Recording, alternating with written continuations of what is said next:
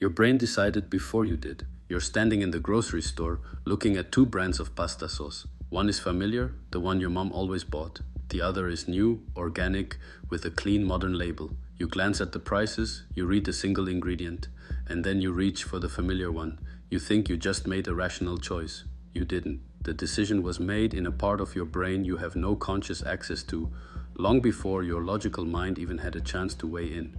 What I'm about to show you is the hidden brain system that makes over 95% of your daily decisions, from the partner you choose to the career you pursue, and why understanding it is the only thing that gives you a fighting chance at genuine free will. Most of us walk around believing we're the authors of our own thoughts, rational captains of our own ship, steering deliberately through life. We tell ourselves we make decisions based on facts, logic, careful consideration. And honestly, that's a comforting story. But it's still a story. The truth is that the vast majority of your life is running on autopilot, and you have almost no idea it's happening. According to research popularized by Harvard Business School professor Gerald Zaltman, a staggering 95% of our cognition, our thoughts, emotions, and learning occurs before we are ever consciously aware of it. And here's the part that really gets me. This isn't just about small choices like buying pasta sauce. This is about who you trust, what you fear, what you desire, and who you become. It's a silent, powerful force shaping your entire existence. Here's the part nobody talks about. The origin of this idea came from two psychologists who changed the world by studying our mistakes. In the 1970s, Daniel Kahneman and Amos Tversky began documenting the strange and deeply predictable ways the human mind goes wrong.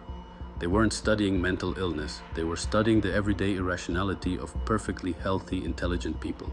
People just like you and me. In one classic experiment, they asked participants to estimate the percentage of African nations in the UN. But before they answered, participants watched a wheel of fortune spin. The wheel had numbers from 0 to 100, and it was rigged to land on either 10 or 65. When it landed on 10, the average guess was 25%. When it landed on 65, the average guess jumped to 45%, a completely random number, one that had absolutely nothing to do with the question, dragged their supposedly rational estimates right along with it. This was the first real glimpse into what Kahneman and Tversky would eventually call System 1 and System 2 thinking. System 1 is the fast, intuitive, emotional autopilot. System 2 is the slow, deliberate, logical pilot. And what they found, consistently across hundreds of experiments, is that System 1 is almost always the one actually in charge. What I find genuinely unsettling about this is the paradox buried inside it. Knowing about the anchor doesn't make you immune to it. You can be told explicitly, right to your face, the number you just saw is completely random and has nothing to do with the question, and it will still subconsciously pull your final answer toward it. Your logical brain hears the warning, processes it, files it away. But the hidden system has already set the starting point before your conscious mind even showed up to the conversation. Your brain is, at its core, a cognitive miser. It's hardwired to conserve energy. And conscious logical thought, System 2, is genuinely expensive to run. It burns a significant amount of glucose, so the brain defaults to the cheaper option whenever it can. System 1 operates through the ancient, fast-processing parts of the brain, like the amygdala and the basal ganglia.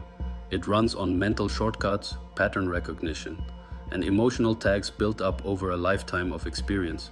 When you see a snarling dog, you don't run a logical analysis of its teeth and body posture. System 1 delivers an instant signal: fear, move. It's a brilliant survival mechanism, and for most of human history, it kept us alive. System 2, on the other hand, is the voice of your prefrontal cortex, the newest, most recently evolved part of your brain. It does the math, it weighs the pros and cons, it learns new rules and applies them carefully. But here's the hidden condition that most people never really sit with. System 2 can only handle one thing at a time, and it gets tired. Fast. A 2007 study published in the Journal of Personality and Social Psychology found that people who were asked to do a difficult cognitive task, like memorizing a long number, were almost twice as likely to then choose a slice of chocolate cake over a healthy fruit salad afterward. The simple act of using their logical brain depleted their capacity for self-control.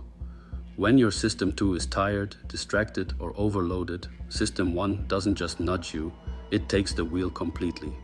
And this is where it gets uncomfortable, because this one doesn't just happen to other people. You are judging people constantly, and you are wrong far more often than you think.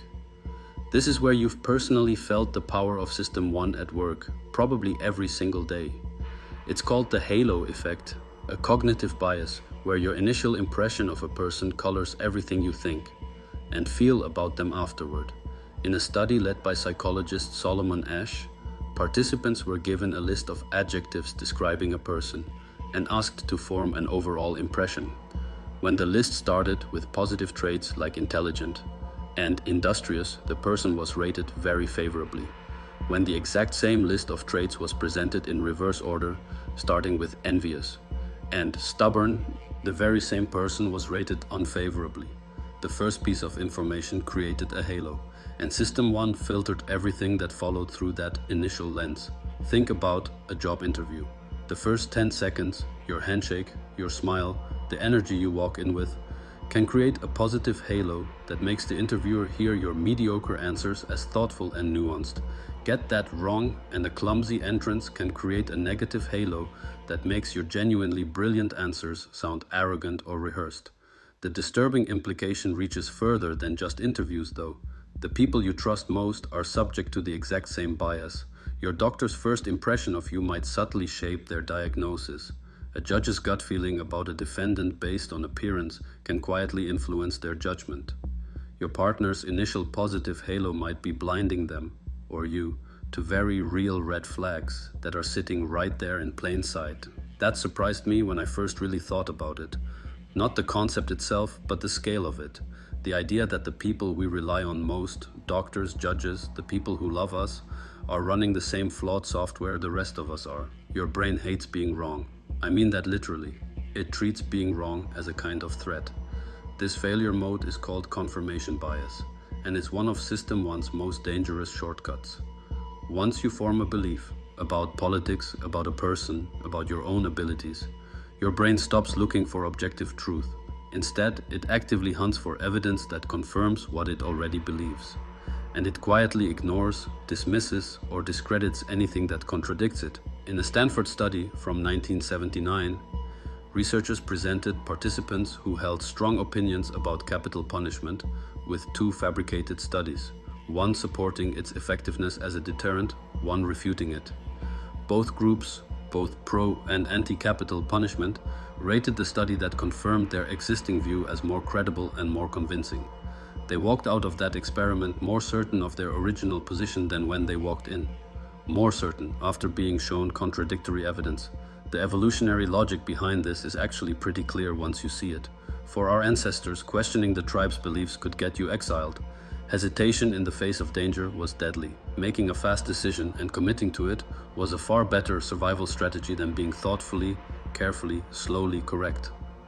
Your brain isn't wired to find the truth.